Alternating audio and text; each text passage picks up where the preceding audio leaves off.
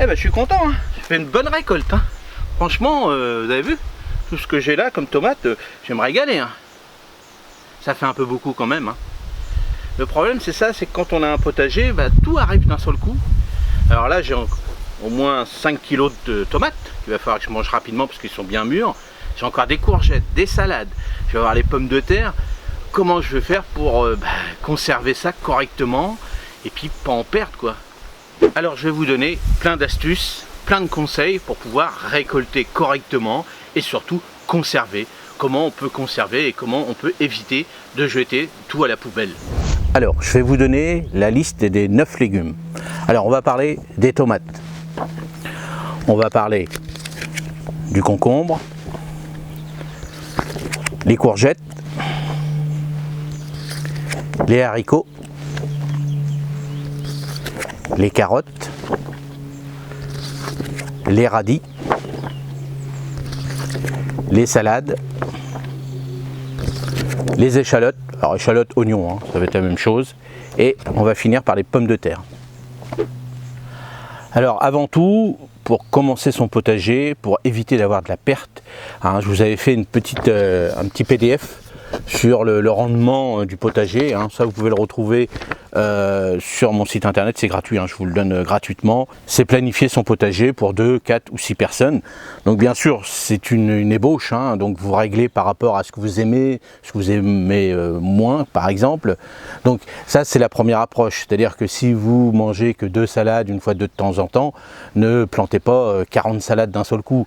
Voilà, échelonnez plutôt que planter comme ça pour dire bah, je vais faire de la salade, je vais en faire plein, je vais être tranquille. Non, parce que les salades vont arriver en même temps. On va commencer par les tomates.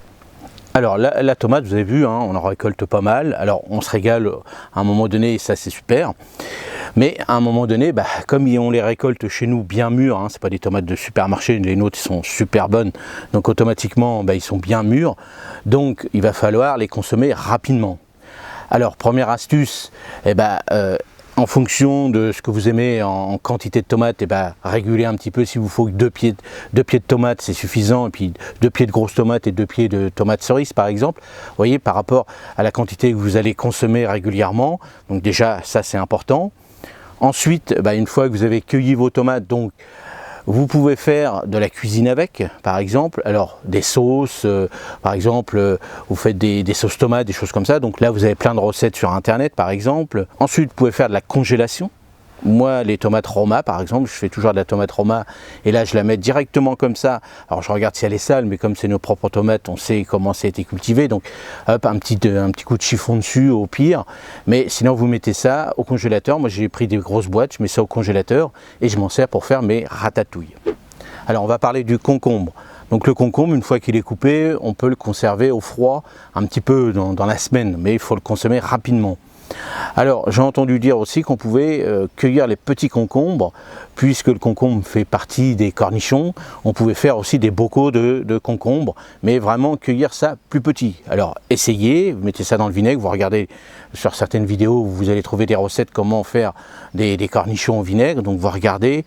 Moi j'ai vu que dans les grandes surfaces ils vendaient directement les épices toutes prêtes, donc comme ça vous n'avez plus qu'à acheter le vinaigre et puis mettre vos épices et puis les bocaux et puis voilà, vous suivez bien votre recette et puis vous regardez ce que ça donne, vous goûtez et comme ça évite de faire de trop grosses pertes dans vos concombres. Alors les courgettes, c'est vrai qu'à un moment donné on ne sait plus, voilà, s'ils sont énormes, alors il faut les cueillir plutôt jeunes, c'est mieux, mais il y a des moments, il y en a tellement qu'on les laisse grossir et puis on ne sait plus quoi en faire. Alors les courgettes pareil, moi je les mets au congélateur. On peut faire des conserves avec, voilà, vous regardez les recettes, comment vous pouvez faire, mais la courgette, c'est vrai que bon, vous la mettez au réfrigérateur, vous la mettez au froid, chez vous, vous la conservez à peu près une bonne semaine, voire 10 jours à peu près, pas plus. Et puis bon, évidemment, vous faites vos recettes tout de suite fraîches, hein, des flancs de courgettes, des choses comme ça. Mais après, bon, moi je la mets au congélateur, je la coupe et ça me permet de faire mes ratatouilles, aussi mes couscous, tout ça, tout l'hiver. Les haricots. Alors les haricots, moi, je les cueille à fur et à mesure, mais c'est vrai qu'un d'un seul coup on a plein d'haricots. Donc comment on peut faire? Donc bien sûr le haricot, lui, au bout de 2-3 jours même au frigo, ça a du mal à se conserver, donc faut les manger rapidement. Alors soit vous les congelez directement, alors il y a des façons, soit on les ébouillantes avant ou pas, alors c'est comme vous voulez. Vous voyez, il y a des recettes sur internet, donc là vous pouvez aller voir comment eux ils font, c'est des bons retours de ce côté là, mais on peut directement les congeler. On peut aussi faire des conserves. Alors j'avais fait une vidéo sur les conserves, comment faire des conserves, mais attention, réaliser les conserves, ça se fait pas comme ça. Il y a des normes, il y a des, voilà, il y a pas mal de petites maladies qui peuvent arriver. Alors vous avez plein de vidéos sur comment réaliser des conserves, mais faites attention surtout à l'hygiène. Les carottes, alors moi ce que je fais, je les conserve directement en pleine terre. Bon, je fais attention aux rongeurs, tout ça, s'ils viennent les manger, bon bah je fais gaffe, hein, comme partout, je regarde un petit peu tout le temps, et ça me permet de les conserver comme ça. Sinon, une fois que vous avez récolté vos carottes, vous les mettez directement au frigo, hein, quelques jours au frigo. Après, vous pouvez les congeler, ça, aucun problème. Et pareil, vous pouvez faire des conserves avec.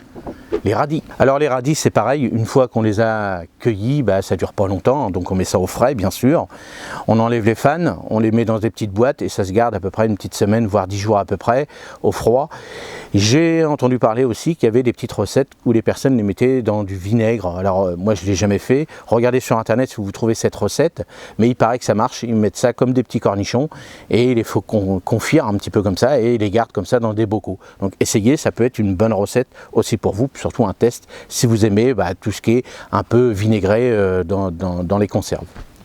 La salade. Alors la salade, bien sûr, vous voyez bien, hein, quand vous cueillez vos salades, quand il y en a beaucoup, et effectivement, les salades, il faut les manger rapidement. Alors là, bon, on la garde au frais à peu près 2-3 jours comme ça, et c'est tout. Hein, il n'y a pas de conserve, il n'y a pas de choses comme ça. Si vous avez déjà fait de la conserve avec de la salade, mettez-les dans le commentaire. Et puis, voilà, hein, la salade, bon, alors, je vous expliquerai à la fin comment on va faire pour échelonner un petit peu les légumes, tout ça, mais voilà, la salade, il faut la manger rapidement. Les échalotes, les oignons, hein, pour moi c'est la même chose.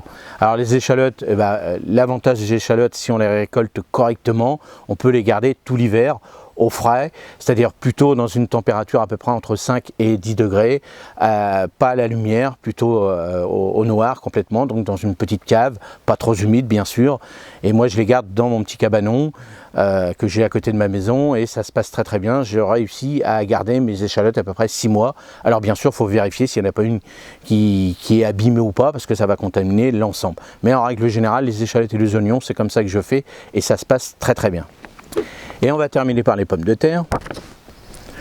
Donc les pommes de terre, ça se conserve correctement.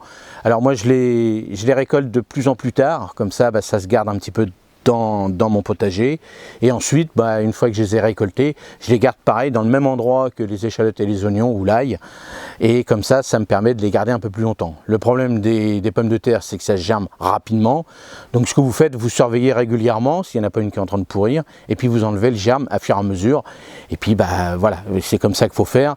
Alors après, vous pouvez faire des systèmes de pommes de terre aussi en conserve. Vous regardez sur internet, il y a des vidéos qui existent.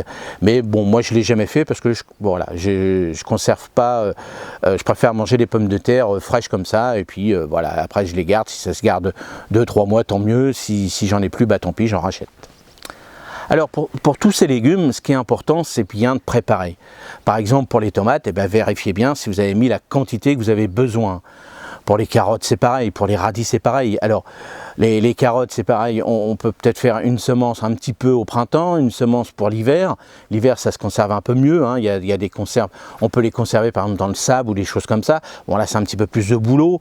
Mais bon, ça peut être conservé aussi. Tout ce qui est légumes racines peuvent être conservés dans de la tourbe, dans du sable. Mais attention, il y a une technique. Puis avoir de la place. Voilà. Puis après, il y a les rongeurs, tout ça. Donc, voilà, faites attention à cette technique-là. Il y a beaucoup de boulot. Ça se fait à fur et à mesure avec l'expérience qu'on réussisse ces techniques-là. Après, tout ce qui va être, alors les salades, plutôt faire des salades, donc si vous en mangez un petit peu, mélangez, comme je vous avais dit. Faites une salade verte, une salade rouge, une grosse feuille à feuilles tendres, à feuilles dures, par exemple les batavia, les choses comme ça, donc échelonnées. Et puis voilà, tous les 15 jours, vous refaites une petite semence de vos salades et vous en faites 6 toutes les semaines. Et puis comme ça, vous avez moins de... Alors moi, les courgettes, par exemple, j'en fais qu'un pied, c'est suffisant parce que ça me donne énormément de courgettes. Et puis je les mets au congélateur, hein, donc je fais attention. Et puis voilà, c'est ce que je fais quand je vois certains potagers où ils font 20, 30 courgettes d'un seul coup. Je me demande bon, tout ce qu'ils font avec, mais bon, moi un pied pour moi, on est 3-4 à en manger, c'est largement suffisant. Et voilà, c'est comme ça que je fais pour éviter un peu de perte, mais j'en ai quand même, hein, ça c'est clair.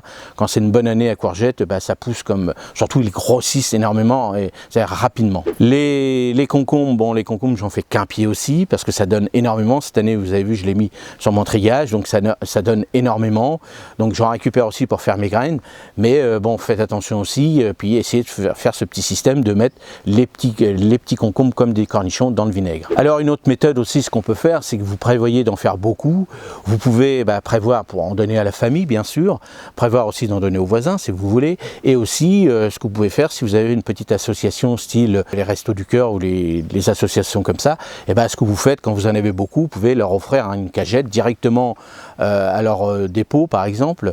Hein, vous voyez, dans chaque petit village, dans chaque ville, il y en a un, donc vous allez les voir, vous leur posez la question avant, bien sûr, avant d'arriver comme ça avec la caisse, des fois, bon, ça passe pas, et donc vous allez les voir, vous leur téléphonez, vous leur dites, voilà, j'ai trop de légumes, est-ce que ça vous intéresse?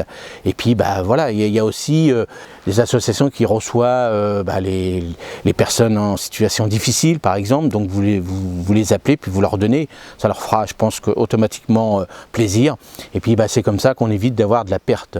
Alors bien sûr, la dernière chose qu'on peut faire avec nos légumes, c'est un bon compost.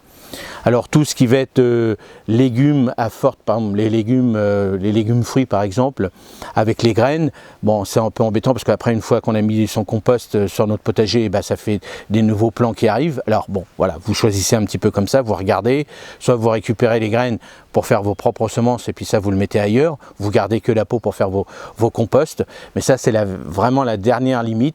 Alors le but du jeu de faire du potager, c'est pas d'avoir énormément de pertes, c'est surtout de contenter tout le monde et puis pensez un petit peu aux autres, ceux qui n'ont pas la chance d'avoir des légumes comme vous dans votre potager. Partagez, c'est ça le plus important. Allez, j'espère que ces petits conseils vous ont plu et puis moi je vous dis à la prochaine vidéo. Salut!